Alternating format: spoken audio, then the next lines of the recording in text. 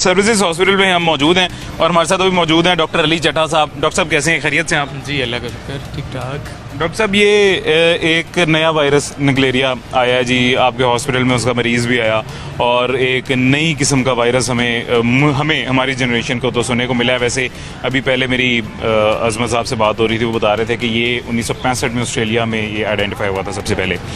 इसके सिम्टम्स क्या हैं डॉक्टर साहब, सबसे पहले ये बताइएगा। जी मैं आपकी पहले ज़रा थोड़ी सी करेक्शन करता जाऊँ। बेसिकली ये निगलेरिया जो है वायरस नहीं है, ये अमीबा है। ओके, अमीबा क्या होता है ये बताइएगा। अमीबा एक यूनिसेलुलर लिविंग ऑर्गेनिज्म होता है, सिंगल सेल ऑर्गेनिज्म होता है। ठीक है, इसे किसी ना किसी होस्ट की ज़रूरत होती है परवान चढ़ने के लिए, परवरिश पाने के लिए। तो इन दोनों में डिफरेंस है। तो इसके साइंस एंड सिम्टम्स यूजली हमारे पास तब आते हैं 5 से 6 दिन इन्फेक्शन के बाद। पेशेंट को सर में दर्द होना शुरू हो जाएगा, उसकी गर्दन में कड़ाव हो जाएगा, उसको डबल VN यानी देखने में मसला होना शुरू हो जाएगा और सवेयर हेडेक होगा। ये इसके मेनली जो सिम्टम्स हैं जिनके साथ पेशेंट प्रेजेंट करता है। और कुछ पेशेंट्स में इवन लॉस ऑफ कॉन्शियसनेस हो जाती है कि पेशेंट जो है बेहोशी या मदहोशी की हालत में चला जाता है। ओके, तो ये डॉक्टर साहब ये सबसे पहले ये बताइएगा, ये तो आपने इसके सिम्टम्स बता दिए हैं, इसका टेस्ट भी कोई है जिससे ये आइडेंटिफाई होता है कि ये है मतलब अमीबा जो आप बता रहे हैं, यानी ये निगलेरिया है या नहीं है? जी बिल्कुल, इसका इनिशियल टेस्ट तो हम PCR किट पे भी किया जा सकता है। उसके अलावा जो है CSF कल्चर किया जा सकता है। आपके रीढ़ की हड्डी से पानी निकाल के उसमें टेस्टिंग की जा सकती है। वो उसका डेफिनेट टेस्ट है, गोल्ड स्टैंडर्ड टेस्ट जिसे हम कहते हैं। ठीक हो गया। तो ये डॉक्टर साहब जो मरीज़ आया था वो किस हालत में था, आपने जब उसे देखा, मतलब क्या सिचुएशन क्या थी? लेकिन जब मरीज़ हमारे पास आया तो वो ऑलरेडी नीम मदहोशी या बेहोशी की हालत में था और उसको झटकों के भी कुछ एपिसोड्स हुए। तो हमारे पास बेसिकली ये म्यू हॉस्पिटल से रेफ़र होके आया पेशेंट। तो उसका जितना मैक्सिमम हो सका हमारे डॉक्टर हजरात ने, हमारे नर्सिस ने, पैरामेडिक्स ने अपनी पूरी कोशिश की उसके लिए। लेकिन चूँकि ये इसको ब्रेन ईटिंग बैक्टीरिया अमीबा भी कहा जाता है कि ये वायरस जाके आपके दिमाग पे असरात करता है आपके, जिसे हम मनिंजो एनकेफेलाइटिस एक मेडिकल टर्म है कि जो दिमाग का जो बेशतर हिस्सा होता है उसे ये वायरस जाके मुतासर करता है, इन्फेक्शन और उसकी सोजिश करता है।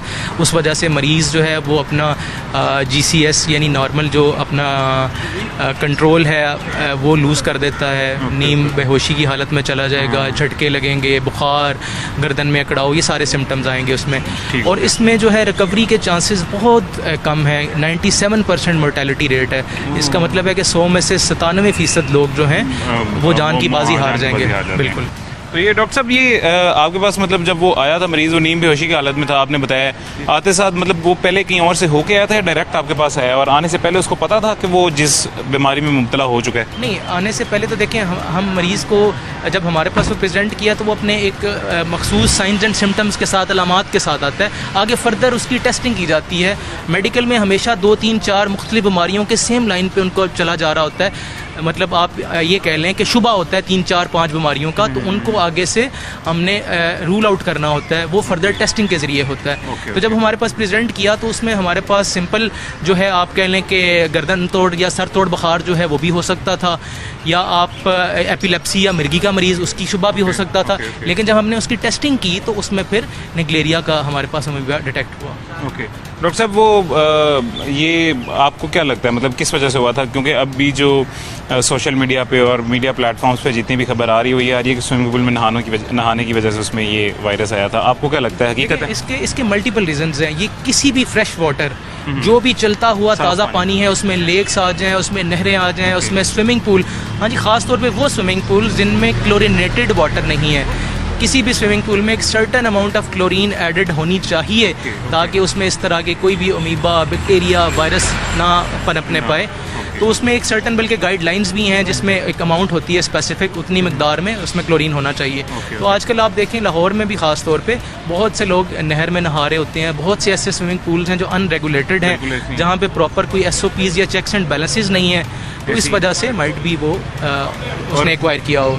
आजकल जैसे डॉक्टर साहब ये बारिशों का सीज़न है, जगह जगह पानी खड़ा हो जाता है, ये भी नुकसानदेह है इस वायरस, इस नेगलेरिया के हवाले से? नहीं देखिए, नेगलेरिया जो है उसने पीने के थ्रू वो आप वायरस जो है नहीं इन्फेक्शन करेगा। नेगलेरिया जब भी हम एक्वायर होगा वो वाया नेजल पाथवे या हमारे नाक के रूट के थ्रू ऊपर दिमाग में जाएगा।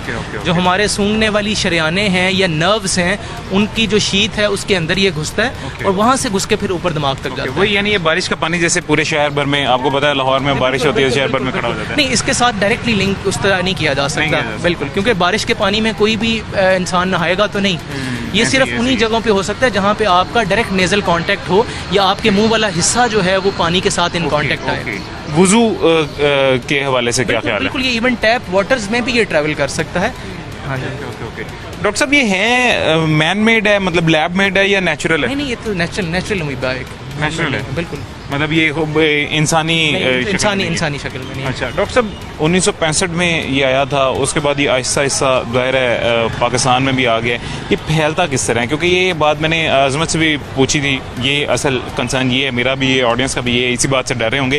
फैलता किस तरह है? देखिए, ये आप जिस तरह 1965 का हवाला दे रहे हैं, हम यहाँ आने से बहुत पहले, इवन 1965 से पहले भी बहुत से केसेस अमेरिका में रिपोर्ट हो चुके हैं। आपने जैसे ऑस्ट्रेलिया का हवाला दिया, सबसे ज़्यादा जो पूरी दुनिया में इसके डॉक्यूमेंटेड केसेस हैं वो अमेरिका में हैं। हाँ जी, तो जब भी कोई ऐसी ट्रैवलिंग हिस्ट्री किसी की होगी, कोई यहाँ से उधर गया या उधर से यहाँ आया, तो इसमें जितने भी वायरसेस बैक्टीरियाज जो हैं वो एक शेड होते हैं, एक जगह से दूसरी जगह मूव कर जाते हैं। हाँ बिल्कुल। यानी जैसे फॉर एग्जांपल कोई अमेरिका से या किसी ऐसे शहर से जहाँ पे ऑलरेडी ये अमीबा था बहुत ज़्यादा, नेगलेरिया बहुत ज़्यादा था, वो यहाँ से वहाँ से उसने किसी भी दूसरे मुल्क में जैसे पाकिस्तान में ट्रैवल किया है तो उसके थ्रू वो ट्रैवल कर सकता है? बिल्कुल कर सकता है। और यहाँ आके स्प्रेड किस तरह फिर होता है? देखिए, स्प्रेड तो फिर फ्रेश वाटर के थ्रू ही होगा ना। यानी उस इंसान से फ्रेश वाटर में किस तरह जाएगा? पर्सन टू पर्सन ही है। देखिए, अगर एक इन्फेक्टेड बंदा है, वो स्विमिंग करने जाता है तो वहाँ से उसको जो है वो शेड ऑफ कर सकते हो। वो सारा पानी उसकी वजह से खराब हो सकता है।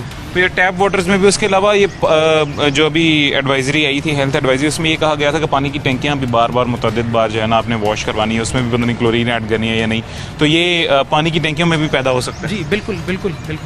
ओके, यानी इसका फिलहाल हल कोई नहीं है। और मेडिसिन इसकी कोई है? इसका हल यही है कि आप कोशिश करें कि पीने के लिए ख़ास तौर पे बॉइल्ड वाटर या मिनरल वाटर का इस्तेमाल करें। ख़ास तौर पे जो अगले 4 महीने हैं, सितंबर अक्टूबर तक, ये इन्हीं 4 महीनों में, क्योंकि टेम्परेचर ऐसा फेवरेबल होता है इसके पनपने के लिए, तो इन 4 महीनों में हमें खसूसी तौर पे ज़्यादा केयरफुल होना पड़ेगा।